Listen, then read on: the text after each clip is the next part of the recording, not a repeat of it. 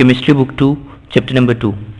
Last time हम लोगों ने एस ब्लॉक एलिमेंट्स को नया चैप्टर स्टार्ट किया था और हम लोगों ने इनकी जनरल प्रॉपर्टीज़ का एक ओवरव्यू लिया था। आज के लेक्चर में हम लोग एस ब्लॉक एलिमेंट्स के जो सबसे ऊपर एस ब्लॉक में आपके पास होते हैं लिथियम ग्रुप 1A के अंदर और बेरिलियम जो कि ग्रुप 2A के अंदर होता है सबसे ऊपर टॉप पे, हम इनको आज डिस्कस करेंगे और हम देखेंगे कि इन दो एलिमेंट्स की जो प्रॉपर्टीज़ हैं वो कैसे बाकी एलिमेंट्स की प्रॉपर्टीज से डिफरेंट हैं इसी बाकी एस ब्लॉक के एलिमेंट से। ठीक है, तो इसके लिए हम लोग टर्म यूज़ करते हैं पेक्यूलियर। ठीक है, पेक्यूलियर का मतलब होता है ऑड यानी अजीब या स्ट्रेंज आप कह लो या अनयूजुअल कह लो। ठीक है, तो हम देखेंगे कि इसकी अनयूजुअल प्रॉपर्टीज़ की क्या वजूहात हैं लिथियम की और बेरिलियम की। सबसे पहले तो हम ये देख लेते हैं लिथियम आपके पास पीरियोडिक टेबल में इस जगह पे आ रहा है। ठीक है, आपके पास जो ग्रुप 1 है ना अल्कली मेटल्स, इनमें सबसे टॉप पे हाइड्रोजन को तो आप ओमिट कर दो ना बीच में से, अल्कली मेटल्स आपके स्टार्ट लिथियम से हो रहे हैं। ठीक है, और बेरिलियम आपका अल्कलीन अर्थ मेटल्स में सबसे टॉप पे। अब इनका ये रेडियस देख लो कि इन दोनों का साइज जो है ना वो बहुत छोटा है कंपैरेटिवली बाकी एटम से। मसलन लिथियम बाकी इन चारों की निस्बत बहुत छोटा है और बेरिलियम बाकी नीचे वाले चारों की निस्बत बहुत छोटा है। ठीक है, तो सबसे ज़्यादा तो इसकी जो प्रॉपर्टीज़ का ऑड होने की जो वजह है ना, सबसे पहली वजह तो ये है कि इनका जो साइज़ है वेरी स्मॉल साइज़। ठीक है, वेरी स्मॉल साइज़। एक चीज़ मैं बल्कि साथ अभी क्लियर कर दूं, लिथियम का एटॉमिक नंबर होता है आपके पास 3 और बेरिलियम का आपके पास होता है एटॉमिक नंबर 4। तो आपके जहन में होना चाहिए कि इनके जो एटम्स होंगे ना वो देखने में कैसे होंगे कि लिथियम का एटॉमिक नंबर 3 है, 3 इलेक्ट्रॉन्स इसमें रिजाइड करें। ये न्यूक्लियस आप कर लो, ये इसका फर्स्ट शेल है जिसमें आगे 2 इलेक्ट्रॉन्स और जिस इसके जो सेकेंड शेल के अंदर आपके पास फिर ओनली 1 इलेक्ट्रॉन। और बेरिलियम में क्या होता है कि आपके पास 2 इलेक्ट्रॉन्स फर्स्ट में और सेकेंड में भी 2 ही इलेक्ट्रॉन्स होते हैं। ठीक है, और बेरिलियम का साइज लिथियम से कम होने की वजह बिकॉज इसमें एक एक्स्ट्रा प्रोटॉन आ जाता है जो एक्स्ट्रा प्रोटॉन की वजह से ज़्यादा पुल कर रहा होता है इलेक्ट्रॉन्स को अपनी तरफ। ठीक है, एक्स्ट्रा प्रोटॉन, तो जिसकी वजह से न्यूक्लियर चार्ज बढ़ जाता है और उसका साइज रिड्यूस हो जाता है। सबसे पहला तो रीज़न है वेरी स्मॉल साइज। दूसरा आपके पास रीज़न है इलेक्ट्रोपॉजिटिविटी। ये आप फर्स्ट चैप्टर के अंदर भी आपको मैं डिटेल में बता चुका हूँ इलेक्ट्रोपॉजिटिविटी क्या होती है। इलेक्ट्रोपॉजिटिविटी आपके पास होती है ability to donate a proton. ठीक है, ये इलेक्ट्रोनेगेटिविटी से बिल्कुल ऑपोजिट है, टू डोनेट अ प्रोटॉन। अब इलेक्ट्रोनेगेटिविटी क्या होती है? Ability to attract the valence electrons. ये शेयर्ड पेयर ऑफ इलेक्ट्रॉन को जो अट्रैक्ट करते हैं ना उसकी एबिलिटी को हम इलेक्ट्रोनेगेटिविटी कहते हैं। और उसी इलेक्ट्रॉन को रिपेल करना या डोनेट कर देना या किसी दूसरे को दे देना, ये आपके पास इलेक्ट्रो पॉजिटिविटी होती है। ठीक है, तो आपके पास इलेक्ट्रो पॉजिटिविटी जिनकी ज्यादा है, ये जितने भी हैं ना ये ग्रुप 1A और 2A के, ये पहली बात तो ये कि ये काफी ज्यादा इलेक्ट्रो पॉजिटिव होते हैं, यानी इनकी एबिलिटी होती है कि ये एक इलेक्ट्रॉन दे दें या 2 दे दें और अपने आप को स्टेबलाइज कर लें। ठीक है, फॉर एग्जांपल सोडियम जो है वो एक इलेक्ट्रॉन दे के तो यूं अपने आप को स्टेबलाइज कर देगा। ठीक है, और लिथियम जो है वो भी एक इलेक्ट्रॉन दे के अपने आप को स्टेबलाइज कर लेगा यूं करके। मैग्नीशियम जो है वो ग्रुप 2A में है, वो 2 इलेक्ट्रॉन्स दे के अपने आप को स्टेबलाइज करेगा। ठीक है, तो ये इनकी ability to donate a proton electron, sorry यहाँ पे मैंने उल्टा लिख दिया, एबिलिटी टू डोनेट अ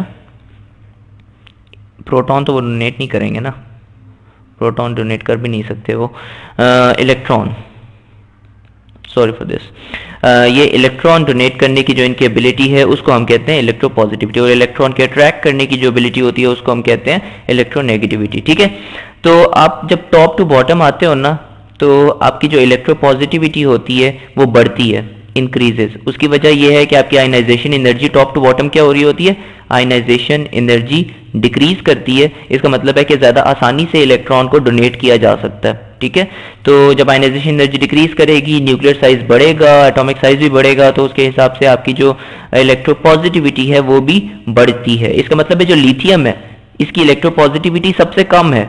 ठीक है, तो ये आपका दूसरा पॉइंट हो गया कि जो इसकी इलेक्ट्रोपॉजिटिविटी इज वेरी लेस। ठीक है, तो ये एक ऑड बिहेवियर शो करने की वजह, एक बहुत मेजर वजह ये है। देन आपके पास जो बाकी प्रॉपर्टीज में आता है, थर्ड इसकी जो रीजन है पेक्यूलियर बिहेवियर शो करने की वो है इसकी high charge density. High charge density, और चार्ज डेंसिटी हम किस चीज को कहते हैं? चार्ज डेंसिटी हम कहते हैं चार्ज टू साइज रेशियो को। ठीक है, चार्ज टू साइज रेशियो को। और आप अगर याद करो charge to size ratio basically आपकी किस चीज को कंट्रोल कर रही होती है, हाइड्रेशन एनर्जी को, ठीक है। तो जितना आपका चार्ज टू साइज रेशियो ज्यादा होता है उतनी आपकी हाइड्रेशन एनर्जी ज्यादा होती है। अब फर्स्ट ग्रुप के अंदर जब हम बात करते हैं लेट्स से फर्स्ट ग्रुप की, तो उसके अंदर charge to size ratio, charge तो सेम होता है सबका, साइज टॉप टू बॉटम जब आते हो, टॉप टू बॉटम जब आप आते हो तो साइज इंक्रीजेस, जिसकी वजह से आपकी चार्ज टू साइज रेशियो जो है वो डिक्रीज करती है, ठीक है। चार्ज टू साइज रेशियो आपकी डिक्रीज करती है। सो बेसिकली जो आपका लिथियम है ना, ये बहुत ज्यादा चार्ज डेंसिटी, इसकी हाई चार्ज डेंसिटी होती है, यानी चार्ज टू साइज रेशियो इसमें हाई चार्ज डेंसिटी, जिसका मतलब ये हुआ कि अगर आप लिथियम को पानी के अंदर डिसॉल्व करो और दूसरी तरफ अगर आप सोडियम को करो तो आपके पास हाइड्रेशन एनर्जी जो है वो लिथियम की ज्यादा होगी सोडियम की निस्बत, ठीक है। तो वो आप पीछे भी डिस्कस कर चुके हो इनकी जनरल प्रॉपर्टीज के अंदर। तो ये तीन तो वजूहत हो गई इनकी ये ज्यादा पेक्युलर बिहेवियर शो करने की। अब हम आ जाते हैं जो बेसिकली ये पेक्युलर बिहेवियर शो क्या करते हैं। सबसे पहला जो इनका होता है ना लिथियम का, क्योंकि हम लिथियम से बात स्टार्ट कर रहे हैं, लिथियम जो होता है ना it is very hard and very light, ठीक है। लाइट की वजह तो आपको फौरन समझ आ रही होगी। लाइट की इसकी वजह क्या होती है, लाइट का वजह इसका ये होता है कि आप जब टॉप टू बॉटम आते हो ना, ये टॉप टू बॉटम आपका साइज बढ़ रहा होता है, तो न्यूक्लियर साइज बढ़ने की वजह से आपके पास क्या होता है, मैस काफी ज्यादा इंक्रीज कर रहा होता है और आपकी जो डेंसिटी होती है वो इंक्रीज कर जाती है। तो डेंसिटी जब इंक्रीज करती है तो वो टॉप टू बॉटम इंक्रीज कर रही है, इसका मतलब है टॉप पे सबसे कम डेंस होगा, कम डेंस होगा इसका मतलब है काफी लाइट होगा, ठीक है। तो लो साइज, स्मॉल साइज की वजह से, स्मॉल साइज और स्मॉल रेडियस, स्मॉल मैस की वजह से इसकी जो डेंसिटी है वो काफी लो होती है। आपके पास जो हार्डनेस है इसकी वो काफी ज्यादा है। इसकी वजह भी बेसिकली यही है कि जो इसकी एंथैल्पी ऑफ एटमाइजेशन है ना, जो आपके लास्ट लेक्चर के अंदर मैंने आपको बताया था कि क्या होती है enthalpy of atomisation. Enthalpy of atomisation को अगर आप डिटेल में समझना चाहते हो ना तो मैं आपको चैप्टर 6 की तरफ रेफर करूंगा। चैप्टर 6 के अंदर हम इसको डिटेल के अंदर कवर करेंगे। एंथैल्पी ऑफ एटमाइजेशन का प्रॉपर एक टॉपिक होगा। इसके लिए हम बाइंडिंग एनर्जी भी टर्म यूज करते हैं, ठीक है। बाइंडिंग एनर्जी, आप जब टॉप टू बॉटम आते हो ना ग्रुप में, बाइंडिंग एनर्जी बढ़ती है, तो लिथियम की काफी ज्यादा बाइंडिंग एनर्जी कम होती है साइज बढ़ने की वजह से, यानी मेटेलिक बॉन्ड की स्ट्रेंथ कम हो जाती है टॉप टू बॉटम। तो जब सबसे ऊपर आप हो तो मेटेलिक बॉन्ड काफी स्ट्रांग होता है, जिसकी वजह से लिथियम जो है वो बहुत हार्ड होता है, ठीक है। सो ये सबसे पहली प्रॉपर्टी हो गई लिथियम की। दूसरी आपकी प्रॉपर्टी ये है कि जो लिथियम के सॉल्ट्स होते हैं ना, सॉल्ट्स आपके पास क्या होते हैं, लिथियम सॉल्ट्स के अंदर, सॉल्ट्स जब भी आप सॉल्ट की बात करते हो ना आपके पास हमेशा एक केटाइन होता है और आपके पास एक एनाइन होता है, ठीक है। एक पॉजिटिवली चार्ज एंटिटी और एक नेगेटिवली चार्ज एंटिटी। जहां हम लोग बात कर रहे हैं लिथियम के सॉल्ट्स की, इसका मतलब है लिथियम उसमें एज अ केटाइन एक्ट करेगा +1 चार्ज के साथ। एनाइंस आपके पास कोई भी हो सकते हैं। एनाइन आपके पास हाइड्रोक्साइड, क्लोराइड, ब्रोमाइड, आपके पास कार्बोनेट्स हो सकते हैं, आपके पास फॉस्फेट्स हो सकते हैं, आपके पास सल्फेट्स हो सकते हैं। अब बेसिकली आपकी जो होती है ना सॉल्युबिलिटी, यहाँ पे एक इंपॉर्टेंट पॉइंट आ रहा है, आपकी जो सॉल्युबिलिटी है, अगेन मैं आपको रेफर करूंगा चैप्टर नंबर 1 की तरफ, जहां पे आपने हाइड्रेशन एनर्जीज का डिटेल में टॉपिक डिस्कस किया था कि आप वहां पे मैंने आपको सॉल्युबिलिटी एक्सप्लेन किया था कि वाटर के अंदर सॉल्युबिलिटी किन फैक्टर्स के ऊपर डिपेंड करती है। आपकी वाटर की सॉल्युबिलिटी लैटिस एनर्जी पे डिपेंड करती है, ठीक है, लैटिस एनर्जी के ऊपर। अगर तो आपकी जो लैटिस एनर्जी है वो कम है आपकी हाइड्रेशन एनर्जी से, ठीक है, delta H of H hydration energy से कम है अगर आपकी लैटिस एनर्जी, तो फिर आपका डिसॉल्व हो जाता है वाटर के अंदर कंपाउंड, ठीक है। और अगर आपकी लैटिस एनर्जी ज्यादा है, यानी आपके कंपाउंड को ब्रेक करने के लिए ज्यादा एनर्जी चाहिए और एनर्जी कम प्रोड्यूस हो रही है हाइड्रेशन से, तो उस केस में आपके पास डिसॉल्व नहीं होता, वाटर के अंदर सॉल्युबल नहीं होता। तो आपके जो लिथियम है ना, आप ये पढ़ चुके हो कि इसकी चार्ज डेंसिटी बहुत ज्यादा है। तो यहाँ पे आपके पास वो एनाइंस जिनकी चार्ज डेंसिटी बहुत ज्यादा है, जिनके अंदर आपके पास एक हाइड्रोक्सिल आ जाता है, जिनके अंदर आपके पास फ्लोराइड आ जाता है, ठीक है, ये आपके पास ऐसे हैं जिनकी चार्ज डेंसिटी बहुत ज्यादा है। चार्ज डेंसिटी ज्यादा होती है जितना आपका साइज कम हो, ठीक है। तो आपके पास फ्लोरीन का साइज चूंकि बाकी क्लोराइड, ब्रोमाइड, आयोडाइड की निस्बत सबसे कम होता है, तो इसका मतलब है हम सिर्फ लिथियम फ्लोराइड को फिलहाल डिस्कस कर लेते हैं। लिथियम फ्लोराइड में लिथियम भी वेरी हाई चार्ज डेंसिटी है इसकी, और फ्लोरीन की भी बहुत ही हाई चार्ज डेंसिटी है। अब ये जो इसका कंपाउंड बनेगा ना लिथियम फ्लोराइड, इसकी जो लैटिस एनर्जी होगी वो वेरी वेरी वेरी हाई हो जाएगी, very very high lattice energy. ठीक है, तो उस केस में ये होगा कि बहुत ज़्यादा लेटिस एनर्जी होने की वजह से इस कंपाउंड को ब्रेक करना मुश्किल होगा, और पानी के अंदर जब आप डालोगे तो हाइड्रेशन एनर्जी इतनी नहीं होगी कि वो इसकी लेटिस एनर्जी से ज़्यादा हो पाए, तो ये डिजोल्व पानी के अंदर नहीं होगा। सो ये सेकेंडली इसका पॉइंट है कि जो लिथियम के सॉल्ट्स अमूमन बनते हैं ना, वो इनसॉल्युबल होते हैं वाटर के अंदर। ठीक है, इसमें से कुछ सॉल्युबल भी होते हैं, मसलन लिथियम फ्लोराइड तो सॉल्युबल नहीं है, लेकिन अगर आप लिथियम क्लोराइड की बात करो तो वो पानी के अंदर सॉल्युबल है। ठीक है, उसकी वजह यह है कि क्लोरीन जो है उसकी चार्ज डेंसिटी इतनी ज़्यादा नहीं है, तो चार्ज डेंसिटी के साथ बेसिकली इसका ताल्लुक होता है डिजोल्व होने का या नहीं होने का। थर्ड आपके पास पॉइंट है, लिथियम जो होता है ना कॉम्प्लेक्सेस बनाता है, कॉम्प्लेक्स फॉर्मेशन।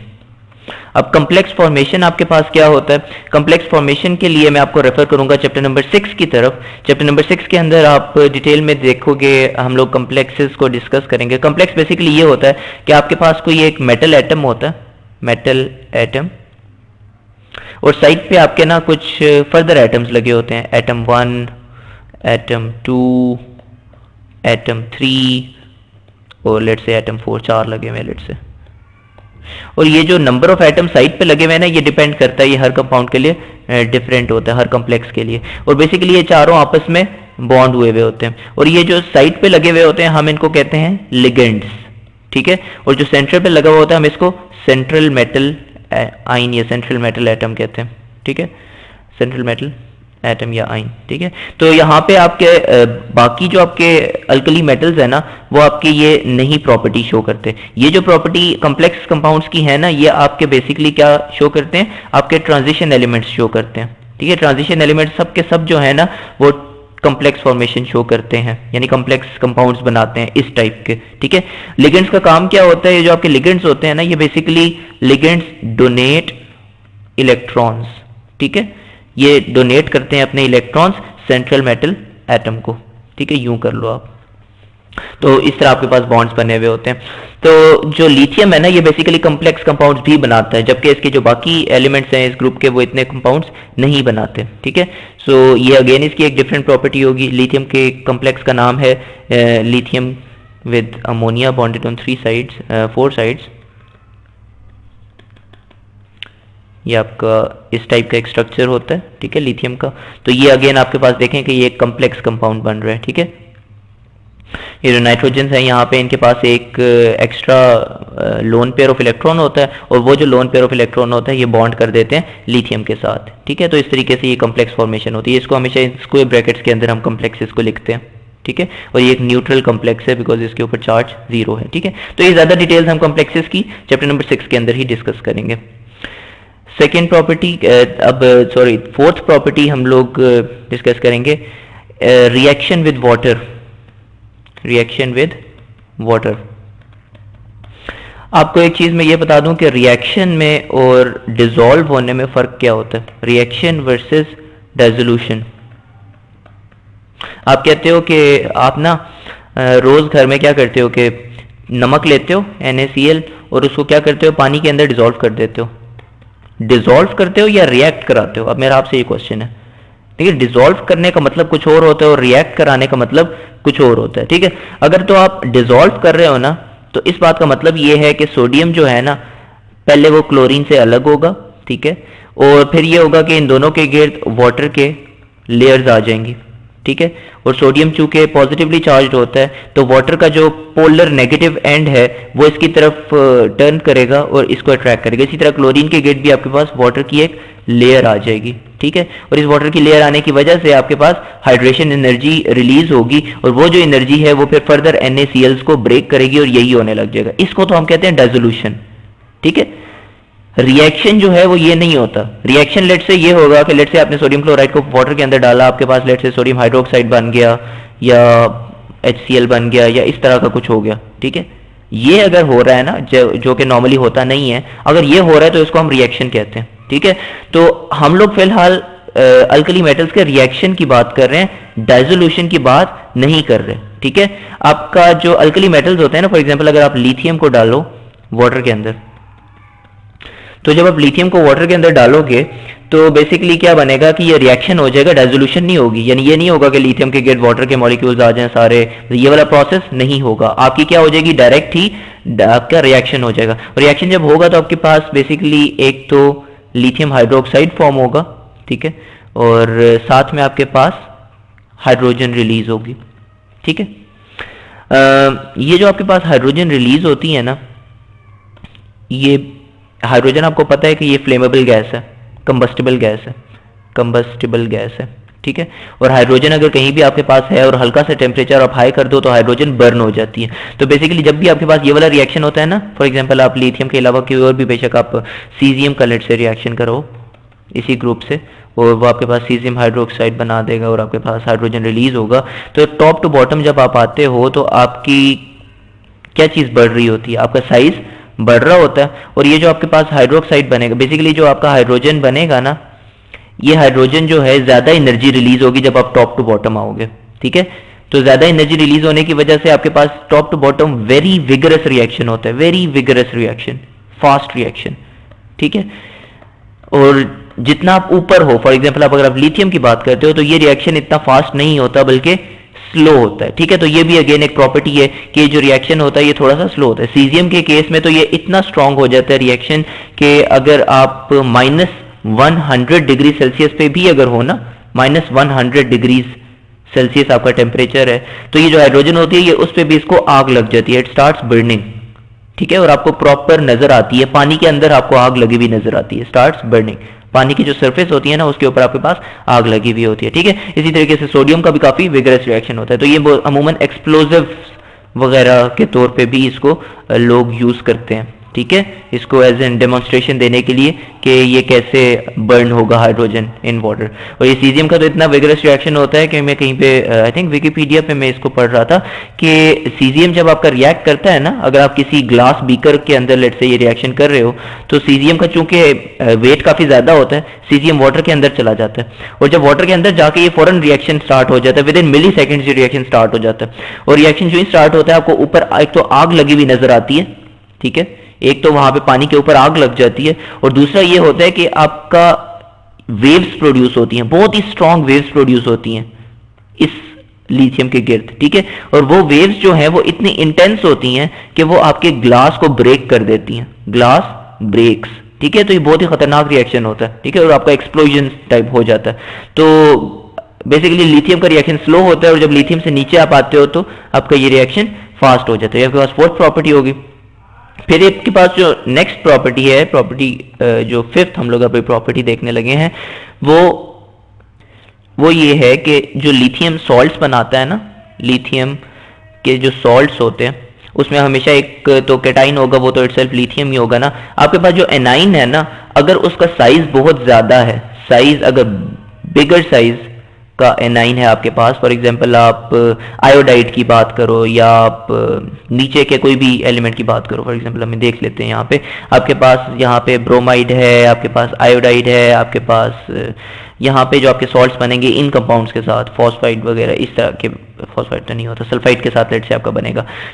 तो ये जो सॉल्ट्स होंगे ना ये बहुत बड़े होंगे साइज में, यानी आप कह लो कि जो जब आपका एनाइन की पोलराइजेबिलिटी काफी ज्यादा होगी, एनाइन इज हाईली पोलराइजेबल, ठीक है, उस केस में आपका जो सॉल्ट बनता है वो काफी अनस्टेबल होता है। In case of lithium unstable होता है। जबकि अगर आप किसी और एलिमेंट का देखो, फॉर एग्जांपल आप इसी ग्रुप से पोटेशियम उठा लो, या आप अगर रुबीडियम उठा लो, अगर आप रुबीडियम का सॉल्ट बनाओ, फॉर एग्जांपल रुबीडियम आयोडाइड की आप बात करो, तो रुबीडियम आयोडाइड जो है ये स्टेबल है। लेकिन अगर आप लिथियम आयोडाइड की बात करो तो लिथियम आयोडाइड स्टेबल नहीं है, ठीक है।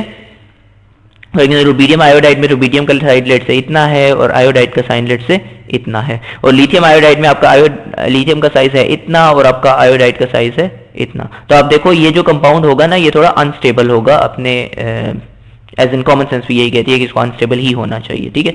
तो ये आपकी फिफ्थ प्रॉपर्टी थी। इसके बाद आपके पास आ जाती है sixth property, oxides, oxide formation, oxide formation. Normally आप जब भी ऑक्सीजन के अंदर डालते हो ना किसी भी कंपाउंड को, तो बेसिकली अपने करस्पॉन्डिंग ऑक्साइड्स बनाता है, ठीक है। फॉर एग्जांपल आप सोडियम को अगर डालते हो ऑक्सीजन के अंदर, बर्न करते हो या ऑक्सीडेशन करते हो सोडियम की, तो Na2O सोडियम ऑक्साइड, यहाँ पे देखो ऑक्सीजन क्या ऑक्सीडेशन स्टेट शो कर रहा है, -2, यानी ये जो है -2 जब ऑक्सीजन ऑक्साइड में प्रॉपर्टी शो करता है तो इसको नॉर्मल ऑक्साइड कहते हैं। और फिर आप अपने प्रीवियस क्लासेस में पढ़ चुके हो कि आपके ऑक्साइड्स जो होते हैं उसमें एक फिर पर ऑक्साइड्स होते हैं, पर ऑक्साइड्स में ऑक्सीजन का ऑक्सीडेशन स्टेट -1 होता है। फिर आपके पास सुपर ऑक्साइड्स भी होते हैं, सुपर ऑक्साइड्स में -1/2 होता है, ठीक है। तो बेसिकली एक से ज्यादा आपके ऑक्साइड्स की टाइप्स होती हैं। अब जो सोडियम वगैरह है ना या पोटेशियम है, सोडियम फॉर एग्जांपल अगर आप रिएक्शन कराओ ना तो ये Na2O2 बना देता है नॉर्मली जब बनाता है ये, ठीक है। Na2O2 ये तब बनता है अगर आप लिमिटेड सप्लाई ऑफ ऑक्सीजन में करो, ठीक है। सॉरी मैं आपको उल्टा बता रहा हूं, अगर आप लिमिटेड सप्लाई ऑफ ऑक्सीजन दो ना तो बेसिकली सोडियम ये बना देता है, सोडियम प्लस ऑक्सीजन जो मैंने पहले लिखा हुआ था Na2O, यानी ऑक्सीजन -2 और सोडियम +1। लेकिन अगर आप एक्सेस अमाउंट में ऑक्सीजन डाल देते हो तो बेसिकली ये Na2O2 बना देता है, ठीक है। लेकिन जो आपका इसी तरीके से आप पोटेशियम देख लो, पोटेशियम जो आपके ऑक्साइड बनाता है, अब वैसे क्या होना चाहिए, अगर K+1 हो और ऑक्सीजन -2 हो तो आपके पास K2O बनना चाहिए। लेकिन होता यह है कि ऑक्सीजन -2 नहीं बल्कि -1/2 होता है, और -1/2 यहाँ पे आ जाएगा K1/2O, जिसको आप कह दोगे कि K जब यहाँ पे आप 2 से दोनों को मल्टीप्लाई कर दो ये KO2 बन जाएगा, ठीक है, KO2, ठीक है, जो अगेन आपके पास सुपर ऑक्साइड है, ठीक है। तो पोटेशियम आपके पास सुपर ऑक्साइड बना देता है, सोडियम आपके पास पर ऑक्साइड बना देता है, लेकिन लिथियम आपके पास कोई भी और ऑक्साइड नहीं बनाता सिवाय आपके नॉर्मल ऑक्साइड के। यानी लिथियम जो है वो आपका जब भी रिएक्ट करेगा ऑक्सीजन के साथ वो सिंपली Li2O ही बनाएगा, ठीक है। तो ये आपके जो डिफरेंट ऑक्साइड्स होते हैं बाकी जो है ये लिथियम नहीं बनाता, ठीक है। यहाँ पे भी हम लोगों ने कुछ प्रॉपर्टीज डिस्कस की हैं इस लेक्चर में, चूंकि टाइमिंग अभी काफ़ी ज़्यादा होगी। नेक्स्ट लेक्चर में इंशाल्लाह हम लोग बाकी जो इसकी लिथियम की प्रॉपर्टीज रह गई हैं उनको, और साथ में हम लोग बेरिलियम की जो प्रॉपर्टीज हैं, पेक्यूलियर बिहेवियर है, हम उनको डिस्कस करेंगे।